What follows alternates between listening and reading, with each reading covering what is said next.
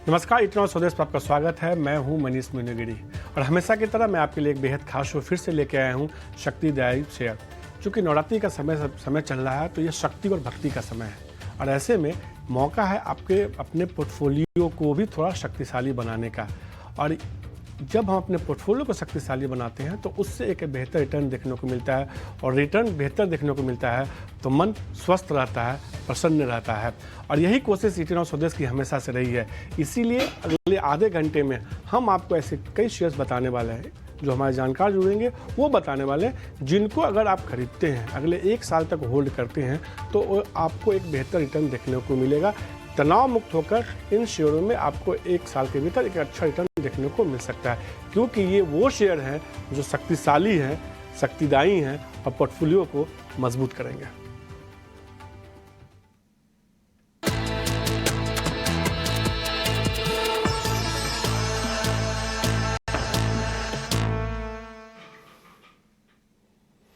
और इस शो में हमारी मदद करने के लिए हमारे साथ 2 जानकार जुड़े हैं।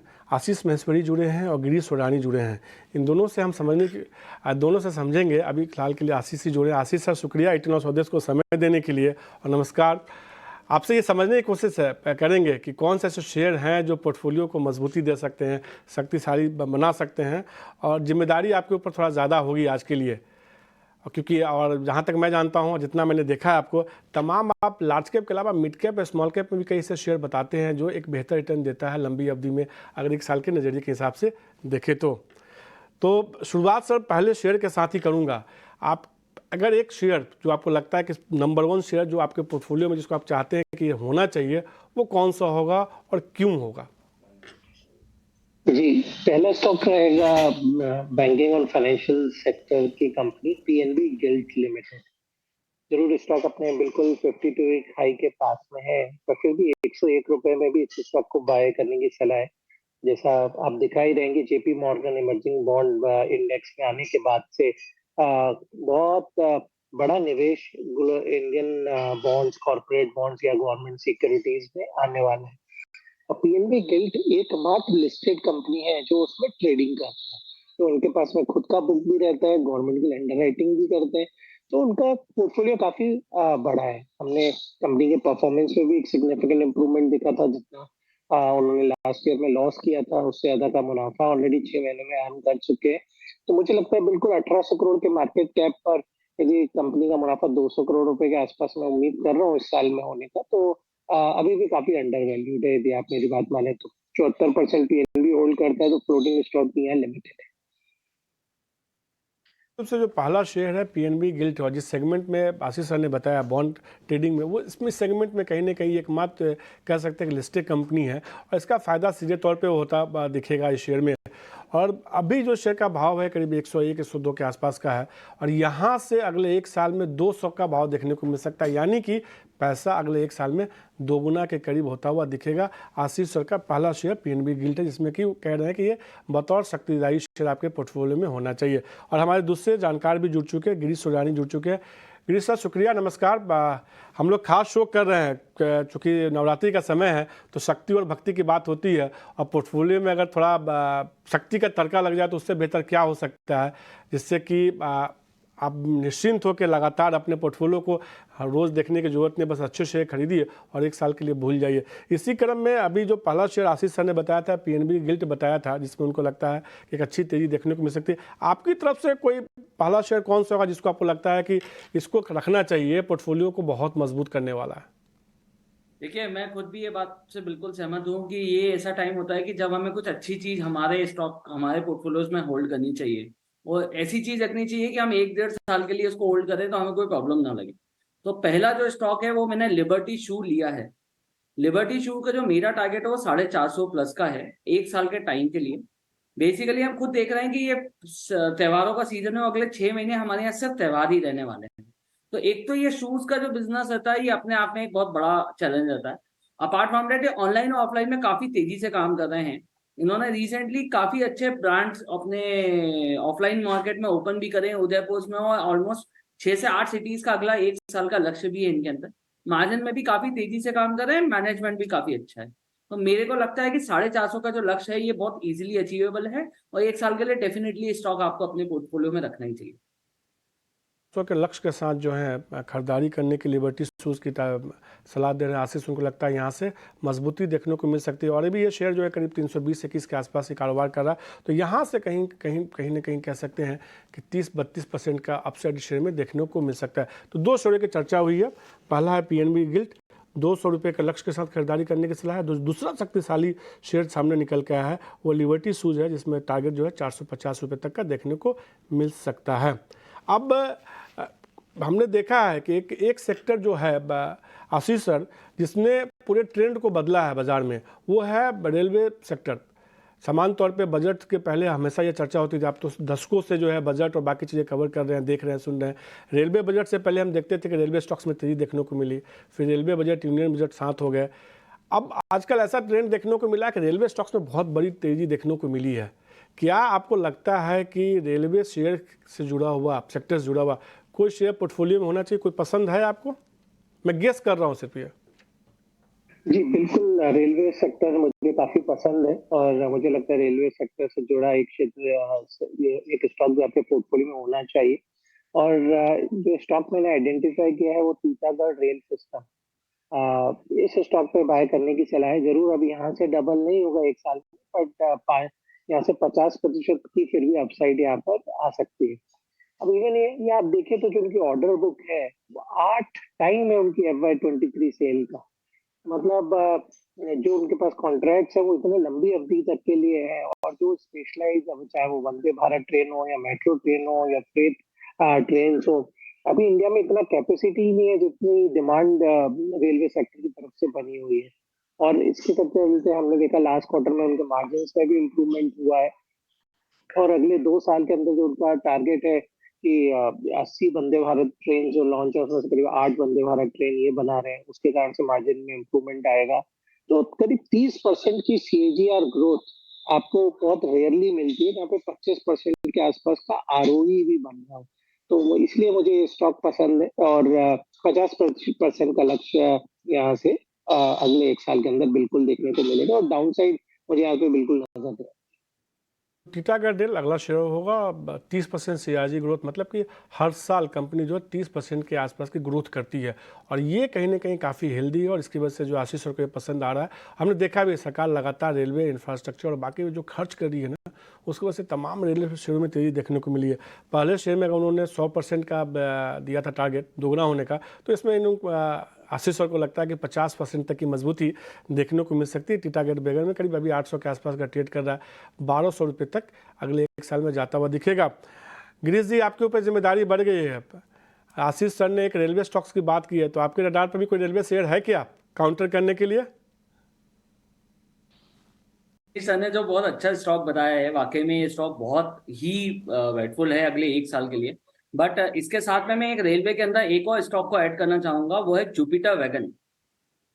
बेसिकली जुपिटर वैगन्स के अगर हम ओवरऑल स्ट्रक्चर देखें, 6000 करोड़ का ऑर्डर बुक के साथ में अप्रोक्सीमेटली 40% की अपसाइड कंपनी सजेस्ट कर रही है 2000 फाइनेंशियल ईयर 25-25 के लिए, एंड स्ट्रांगली बेस्ड है ईवी सेगमेंट्स के अंदर। ये ऑलरेडी काफी काम कर रहे हैं, अगले 1 साल से 1.5 साल के अंदर ये ईवी का एक बहुत अच्छा इकोसिस्टम बिल्डअप कर लेंगे।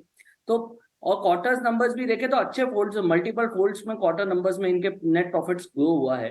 एंड बहुत बड़ा इंपॉर्टेंट पॉइंट हो जाता है कि एक अपनी फंड रेज भी कर रहे हैं इस बेसिस पे कि इनके आगे के एक्सपांशन प्रपोजिशंस काफी स्ट्रांगली दिखाई दे रहे हैं। एंड सिर्फ रेलवे से ही नहीं, इनको बाकी जगहों से भी मल्टीपल ऑर्डर्स इश्यूज रहते हैं, एंड ये काफी एक्सपोर्ट्स के ऑर्डर्स के ऊपर भी काफी काम कर रहे हैं। तो जुपिटर वैगन करके एक स्टॉक है, डेफिनेटली मुझे लगता है कि आपके पोर्टफोलियो में होना ही चाहिए।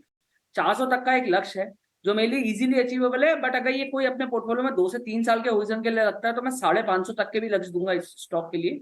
कम से कम 2 से 2.5 साल के लिए अगर रखे, बट 1 साल के लिए 400 का लक्ष्य डेफिनेटली मेंटेन रख सकते हैं। कह सकते हैं कि रेलवे सेक्टर को ये बड़ा वैगन सेक्टर जुड़ी हुई कंपनी है। हालांकि रेलवे के अलावा भी बाकी जगह पर इनका एक्सपोजर है। जुपिटर वैगन्स खरीदारी करने सलाह दे रहे हैं गिरीश। उनको लगता है कि 400 रुपये तक का लक्ष्य देखने को मिल सकता है, लेकिन अगर आप इस शेयर को नज़रिया थोड़ा लंबा रखते हैं, 2 साल 3 साल का, तो फिर 550 तक का भी लक्ष्य इस शेयर में देखने को मिल सकता है जुपिटर वैगन्स की तरफ से।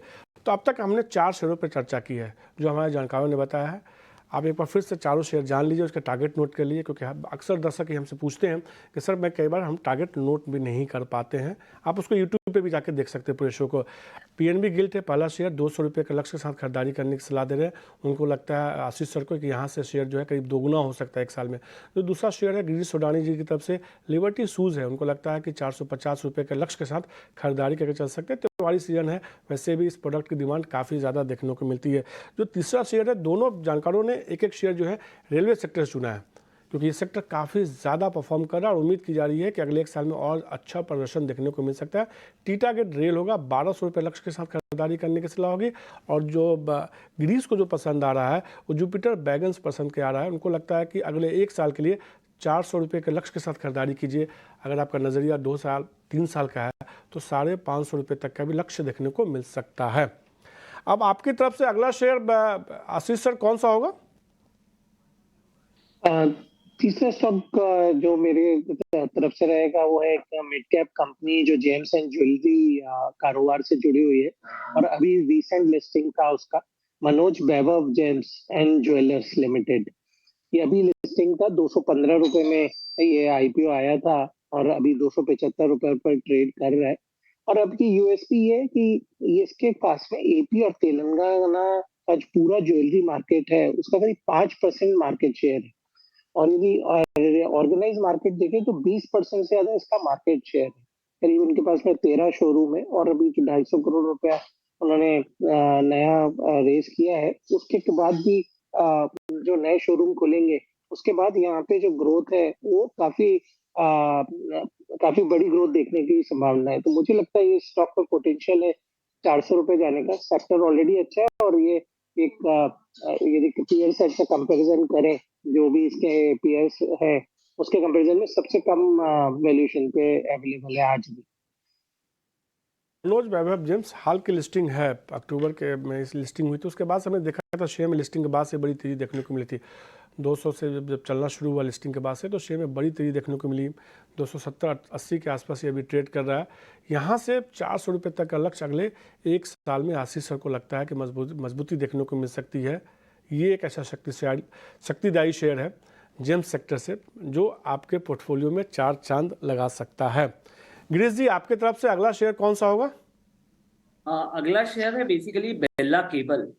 ये मुझे यहाँ से 450 तक का एक लक्ष्य दिखाई देता है। जैसे कि हमें ये बात पता थी कि अगस्त में इंडिया ने एक एंटी डंपिंग ड्यूटी लगाई थी ऑप्टिकल फाइबर केबल्स के ऊपर। इससे ये काफी ज्यादा तेजी से शेयर बढ़ा था। बट अगर हम इसकी बहुत बड़ा ओवरऑल स्ट्रक्चर देखें, क्योंकि फाइबर केबल्स का जिस तरीके से अभी टेलीकॉम और 5G की ग्रोथ प्रोजेक्शंस आ रही हैं बाजार के अंदर, एंड ओवरऑल स्ट्रक्चर काफी स्ट्रांगली आ रहा है, क्योंकि ऑप्टिकल फाइबर केबल्स में एक बहुत बड़ा नाम है और इनका जो ऑर्डर बुक्स है वो कंपैरेटिवली इनके वैल्यूएशन से ऑलमोस्ट डबल की कैलकुलेशंस पे ऑर्डर बुक आती है। स्ट्रॉन्ग मोमेंटम्स हैं, स्ट्रॉन्ग फंडामेंटल्स कंपनी है। रिजल्ट्स भी देखें तो ओवरऑल सेल्स के अंदर 22 से 30% का ग्रोथ है, रेवेन्यू के अंदर 50% का ग्रोथ दिया है, ढाई रुपए का ऑलमोस्ट डिविडेंड है, तो डिविडेंड ओरिएंटेड स्टॉक भी हो जाता है। तो ओवरऑल स्ट्रक्चर देखें तो बहुत स्ट्रॉन्ग है और टेलीकॉम सेक्टर अगले 2 से 3 साल के अंदर हमारे इंडिया में एक अलग रेवोल्यूशन लेके आ जाएगा और इसमें बिरला केबल्स का एक बहुत बड़ा इन्वॉल्वमेंट आएगा। तो यहाँ से 450 तक का एक लक्ष्य मैं लेके चल रहा हूँ एक साल में। केवल खरीदारी करने की सलाह, यहाँ से एक साल में करीब 40% का रिटर्न इस शेयर में देखने को मिल सकता है। 450 रुपये के लक्ष्य के साथ खरीदारी करके चल सकते हैं, अच्छी मजबूती देखने को मिल सकती है। आपकी तरफ से आशीष सर अगला शेयर कौन सा आपको लग रहा है कि बतौर इसको शक्तिदायी शेयर पोर्टफोलियो में रखना चाहिए, एक साल में बेहतर रिटर्न देखने को मिल सकता है? सबसे पहले मैं बताना चाहूंगा जो हमारा पहला स्टॉक था पीएनबी गिल्ड, 100 रुपए में जब शो स्टार्ट हुआ था तब रिकमेंड किया था, अब 105 रुपए टच कर दिया है ऑलरेडी इस स्टॉक ने। तीनों के दशक बिल्कुल आई थिंक मैंने पहले भी देखा कि आप शेयर किसी शेयर को रिकमेंड करते हैं लंबी अवधि के लिए और इंट्राडे में या 2 या 3 दिनों में शेयर में एक अच्छी रैली देखने को मिलती है। आपके साथ होता है और अक्सर होता है, गिरीश के साथ भी 1-2 बार हो चुका है। एक बार विनीत सर के साथ हुआ कि उन्होंने एक शेयर रिकमेंड किया और जो लक्ष्य उन्होंने बताया था उस लक्ष्य का 50% हिस्सा जो है 3 दिनों में ही पूरा हो गया। तो सर ये क्या है कि दर्शकों को बहुत भरोसा होता है कि जो हमारे जानकार बता रहे हैं वो शेयर इतने शानदार है कि बेहतर रिटर्न देखने को मिल सकता है। और नवरात्रि का समय है, इतना शुभ मौका है, इतने शानदार शेयर बता रहे हैं तो शेयर तो चलेंगे ही चलेंगे। इसीलिए अगला शेयर बताइए कौन सा है? अगला शेयर इंफ्रास्ट्रक्चर क्षेत्र से रहेगा, वो है आईआरबी इंफ्रास्ट्रक्चर लिमिटेड। मेरा मानना है कि अभी भी जो इंफ्रास्ट्रक्चर सेक्टर है उसने कुछ बहुत अच्छा परफॉर्म किया नहीं है, और अब थोड़ा-सा हमें मोमेंटम यहाँ पर देखने को मिल रहा है।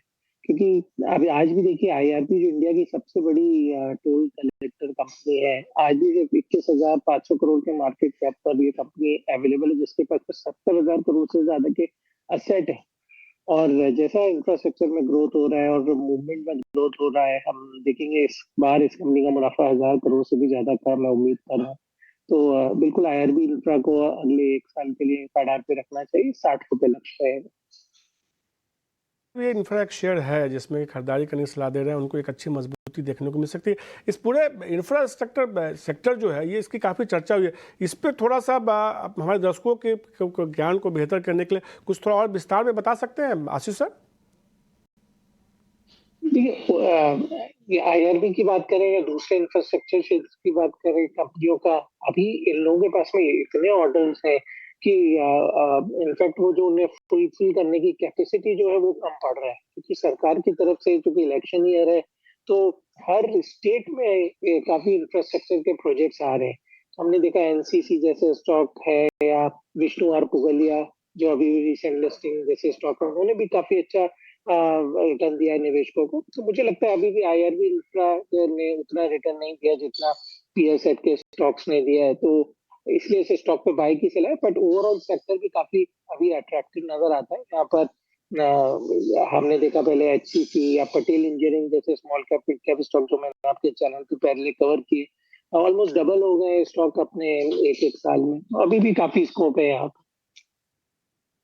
इसको पिछले आशीष सभी बता रहे हैं कि इस साल का रिटर्न देखिए, इस शेयर में करीब 20-22% का रिटर्न देखने को मिला है, जबकि हमने देखा है कि ऑन एवरेज तमाम जो mid cap small cap share है और इस सेक्टर में इंफ्रा में ही कई शेयरों का रिटर्न जो है 50% से ज़्यादा देखने को मिल रहा है। तो इसीलिए यहाँ से 1 साल के लिए आशीष सर को लगता है कि अच्छी मजबूती देखने को मिल सकती है। ₹60 के लक्ष्य के साथ वो खरीदारी करने की सलाह दे रहे हैं। गिरीश, आपकी तरफ से अगला शेयर कौन सा होगा? क्योंकि मैं एक अगला शेयर बताने से पहले मैं एक चीज़ पूछना चाहता हूँ। एक सेक्टर है जो आपके अभी तक आप लोगों ने किसी ने चर्चा नहीं किया है, जिसके प्रोडक्ट की डिमांड बहुत ज़्यादा बढ़ती है। ऑटो में कोई पसंद नहीं आ रहा है क्या आपको? मेरा एक्चुअली आखिरी जो शेयर था वो बेसिकली ऑटो ही था, बट आपने पहले बोला तो मैं उसके बारे में पहले बात कर लेता पहले हूँ। बता दीजिए। तो मैंने इसको टाटा मोटर्स लिया है। बेसिकली हमको देख रहे हैं कि ये पूरा का पूरा एक इकोसिस्टम डेवलप कर रहा है टाटा मोटर्स, और टाटा मोटर्स की जो नई रेंज ऑफ एसयूवीज हैं और उनका जो फर्दर डेवलपमेंट है वो काफी तेजी से काम कर रहा है। हम ये खुद देख रहे हैं कि जो एक एवरेज इनकी जो सेल्स ग्रोथ होती है मंथ ऑन मंथ बेसिस पे, ईयर ऑन ईयर बेसिस पे, वो 18 से 20% की ग्रोथ प्रोजेक्शन है। और मैनेजमेंट का ये सजेशन है कि यही जो 18 से 20% है इसको 32% तक लेके चले जाएगी।